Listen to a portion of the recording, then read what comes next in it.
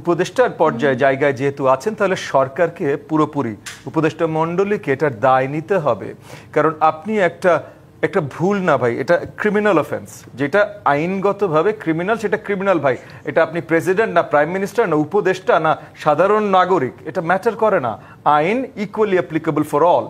So সে আইনে যেটা ক্রিমিনাল অফেন্স, সেটা করবার পর কি লেভেলের তার টেমেরিটি থাকতে হয় যে সে পরিষ্কারভাবে বলে যে বাংলাদেশে আমরা কেউ নিরাপদ নই, এই খবর বের হয়ে গেছে, তাহলে আমি যদি নিরাপদ নয় আর কে নিরাপদ হয়।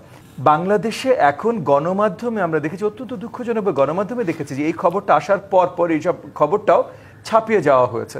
তারপর যখন বড় দাগে সোশ্যাল মিডিয়া বা অনেকে আলোচনা শুরু করেছে, তখন আবার এই যে এখন টক শো বা এরকম জায়গায় এই আলোচনা আবার ফিরে এসেছে। তো এটাও সিম্পটোম্যাটিক যে আপনি কোনো না কোনো পরিচয় থাকলে বা কোনো না কোনো অবস্থানে থাকলে আইন আপনার জন্য কার্যকরী হবে না। আর আরেকটা জায়গায় অবভিয়াসলি যে আইন শৃঙ্খলা বাহিনীকে এখনো একটা দেখেন, যখন চেঞ্জ আসতে হবে সেই চেঞ্জের অ্যাকশন কিছু তো দেখা যাবে আগে থেকে।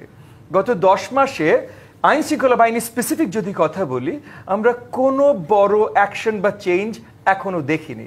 সো এই জায়গাগুলোতে সরকারের ব্যর্থতাগুলো বারবার পরিষ্কার করছে যে আমরা সামনে হয়তো আরো বড় কোনো ঝুঁকির সম্মুখীন হতে পারি। তো এগুলো এখন আমাদের সবারই ভালো করে নজরে রাখতে হবে।